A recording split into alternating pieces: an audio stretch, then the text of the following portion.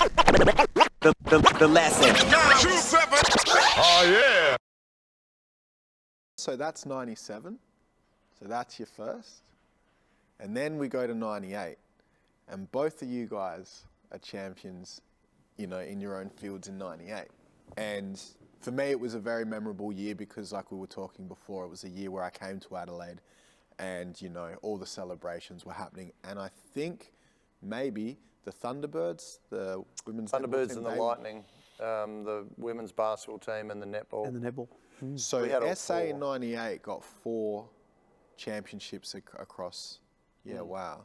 Yeah, I don't know if it's been done in any other state, but hence we coined ourselves Title Town for Adelaide in that year. And like we both vividly remember the parade that they held for all 4 teams, where we started off at the War Memorial and got driven around in cars down King William Street, and they had a big stage set up, and it was like the pageant. There was that many people there.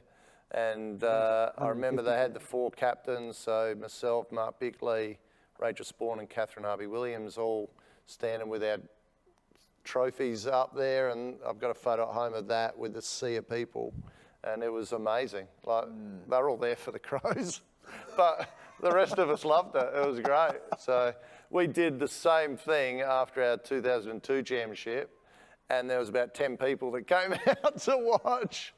So that was the kind of where we're at, but we loved it.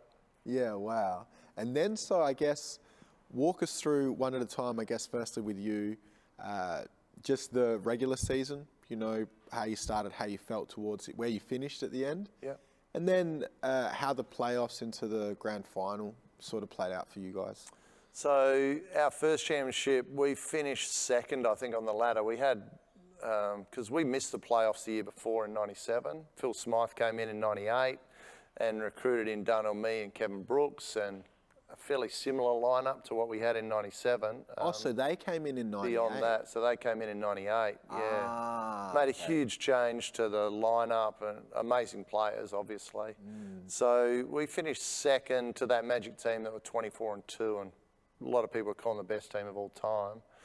And so that was, we played them in the grand final series, so it was, for us, it was home, away to win it. So it was going to be, we hadn't beaten them all year. We were 0-3 against them. And we ground out a win here by 8 or so points, which gave us a lot of belief that we could beat them. Went over there and everyone expected them to win the 2 games at home. Yeah. We rolled into our pre-game, so we went in and just did where we do layups and shooting the day of the game. So we just were very relaxed. We were virtually kicking the ball to each other, nice and chilled. We'd seen them just before us. They were doing pitter-patter drills and slides, and we'd say to each other, they're going to be done by the time we play them tonight. Like, they look knackered. Yeah. So we rolled up, and we just ran them off their feet, and we're up by 20 and held them to like 30% from the floor or whatever. So it's just one of those games where it clicked. Kevin Brooks was MVP of the grand final series, and yeah, it was all went to plan.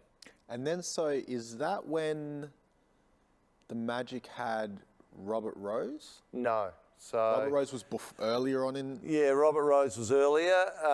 He then came, in the meantime, came and played for us. And then he'd gone up to Townsville after that. So in 98, he wasn't playing for the Magic or the Sixers? No, they had Clint someone as their import, but their Australian content was amazing. They had Sam McKinnon, Jason Smith, Brett Wheeler, Frank Drimmick, some unbelievable lineup of players. So it was a big win, and one that we hadn't won since '86. So it was 12 years in between. So that was 98. That was the first year with me and Brooks. Yeah. And you know, obviously, them coming into the team has had a pretty significant impact. Were you still captain? Yeah, so I was captain. 97 was my first year as captain. So yeah, okay. Wasn't the best start. We missed the playoffs. And it was difficult because Mark Davis had been the captain, who's 6'6", big black American. Everyone listened to him. whenever he spoke, I was 23 years old and been given that mantle. So with a lot of senior players around me, which helped because I didn't have to say too much. And then, 98, we won it. And so I was captain of that team, which was great. And then, so that's 98 for the Sixers. And then same year, Crows are winning. And I think at this point, are the leagues like both simultaneously happening around the same time, or is it they are? Okay. So for yourself, same sort of question, like as far as the regular season go, how did that unfold? Where did you end up? And then how was the final experience for the Crows in 98? And bearing in mind that I imagine once you won one, you got the pressure of people maybe expecting you guys to win, you know, back to back, where I'm anticipating in your first one, and both of your first ones, you don't really have that, you know. So how did you find, you know, that and the season and the finals and all that in 98? Yeah, our season was a little bit different. We were sort of up and down again, but come to the finals, we sort of snuck into the finals. I think we finished 5th. So I reckon we're the last team to probably win a GF from 5th.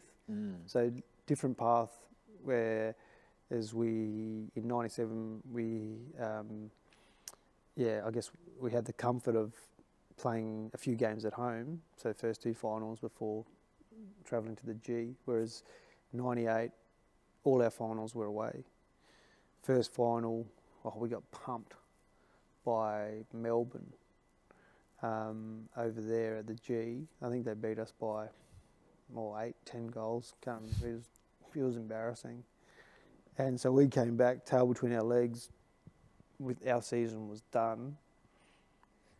And for some reason, at 5th, like in the top 5, there was this crazy like double chance that you could have, and all the results fell our way.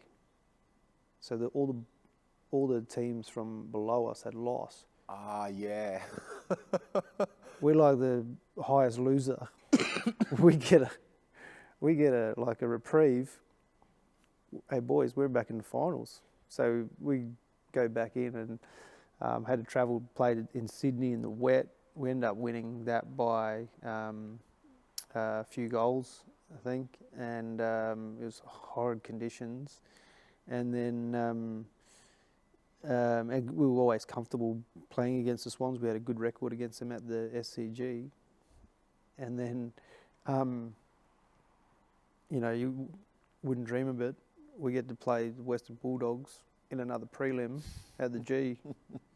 I reckon they were a bit worried about us. The rematch. Yeah, and it turned out to be that way in the end as well. And, you know, we ended up, I guess, sweeping the floor with them.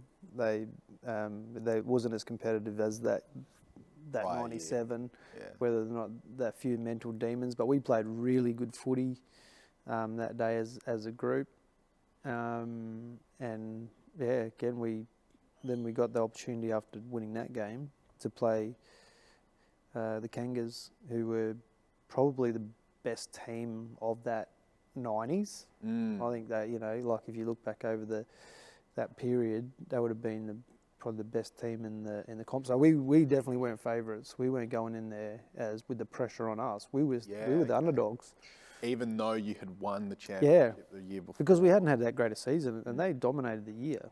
So they'd come off. I think they beat St Kilda, I think it was, to get into the grand final. What were they up at halftime? They were up by a bit, weren't they? Yeah, I think they would have been maybe 30-something points up.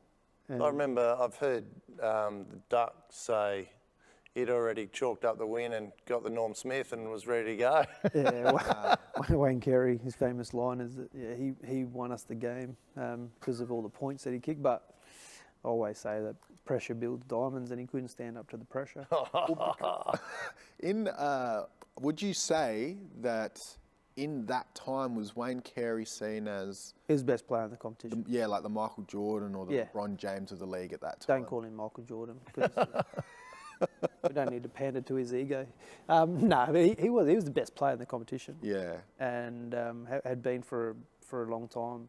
You know, he was the pin-up boy. He was the He's probably the best player I've ever seen play the game, and he, So to beat the best team, you got to beat the best player, and there's a famous song that gets around about Peter Caven kicked the Roo boy's ass, and I always bring it up every time I see him. It's good. It's just one of those things that, for us, I think the satisfying thing about that game is that we won another flag, but to beat the best team in that era, it shows the measure of your team. Yeah. And we didn't have a team of stars. They had a list of really good players, but we were just able to play good footy.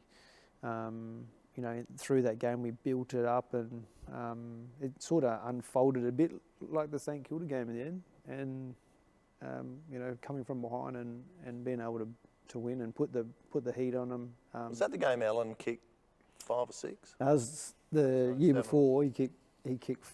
I think. Or, 3 of them he kicked from half back. But yeah, this game is a little bit different, but it still sort of unfolded the same ways. Sort of same plays happen. He pushed different people into the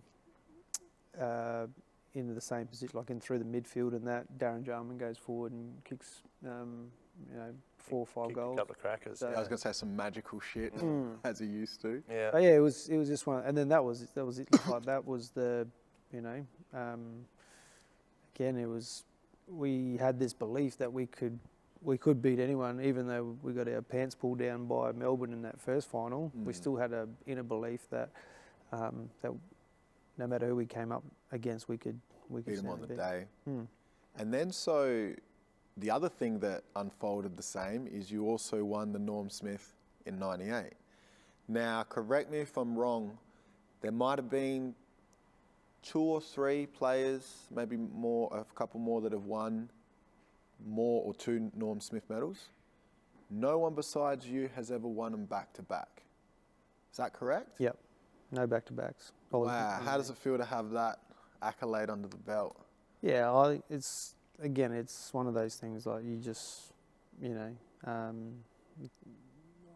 as a footballer or as a sports person, you want to be at your best on the biggest stage, and to do that twice shows that, I guess, that you've been able to stand that test and to be able to do that. So